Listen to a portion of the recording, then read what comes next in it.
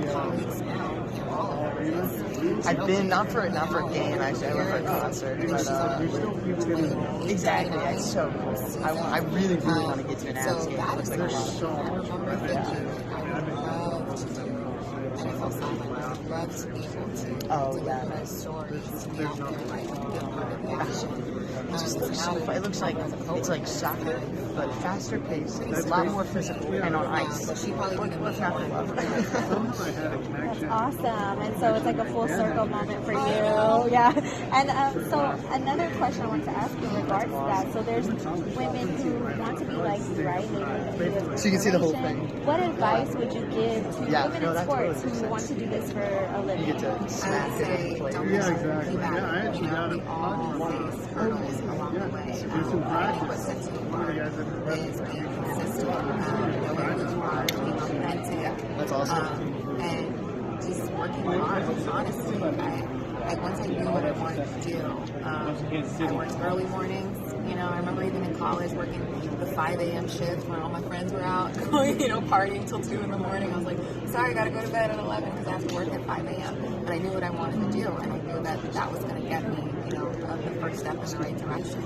I worked in a small market, and you got to be willing sometimes. And I'll move up here when I think when I was working in TV in Jackson, Mississippi, that one day I was going to be network. It's not something that I pictured. So my reality has kind of far exceeded the dreams I had for my career.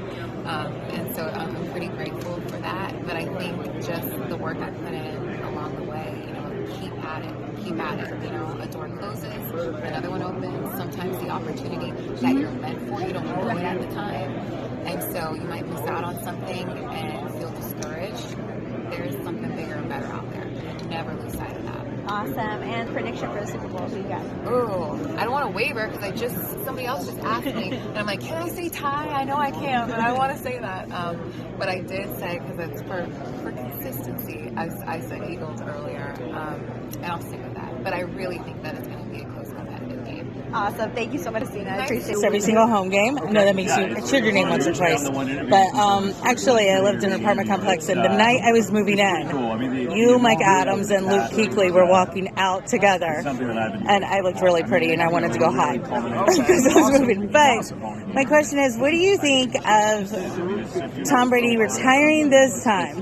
Because I have a theory. I'll share it with you after your answer.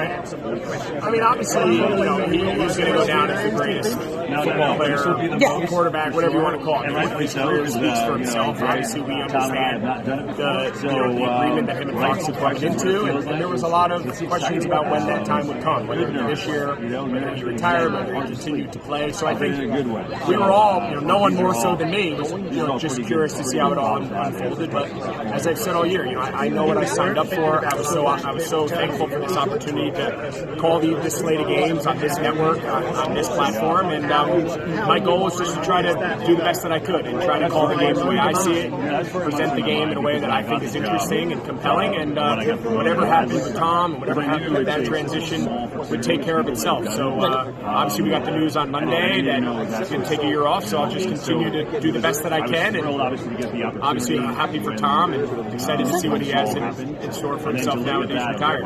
And you actually segued into another question I had before I share my conspiracy theory that I made up. Who did you mimic your style after? Because honestly, people are loving you. And it's not just Panthers fans. I talk to fans all over. They love how you call the game. To be honest, I don't necessarily think any particular style or person.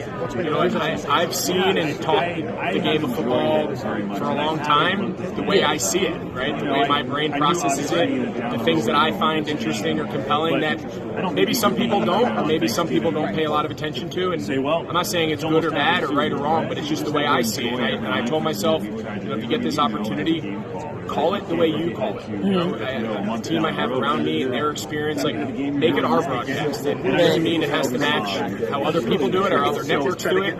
Be true to ourselves and try to give people interesting insight. Don't just give them the clear obvious, right? Teach them the game. Bring them along for you have a 3-hour window to teach people the really interesting beauty of what is NFL football. And I feel great responsibility in showcasing that and trying to bring that out of our broadcast. You've done a fantastic job with that. People truly love hearing you. I'm not just saying that because I'm sitting in front of you. They go in to talk to you and Aaron. And I appreciate it. hey everybody, Jen Lois with 3 Chicks and a Pie here with Mr. Ian Rapoport.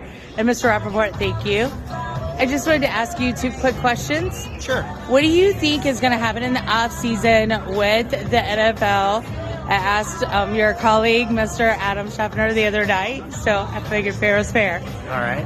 I think to me, the biggest dominoes would be where do the quarterbacks go? Does Aaron Rodgers get traded? Thank you. Does he stay with the Packers? Does he retire? Like his future, I think, will kind of determine a lot of where this goes. That and Derek Carr. Right. Those guys, things always go where the quarterbacks go. Those guys kind of determine what dominoes are going to fall. So those are probably the biggest things for me. And then off the field, the Commander's sale. Yeah. Who buys it? Where does it go? How much? That'd be probably the biggest losing story there. Yeah, I really hope that one goes through personally. And then my other question is, what has been your favorite event thus far? Still early, obviously, so we got a bunch of events tonight. I went to a really cool Top Golf party a couple nights ago.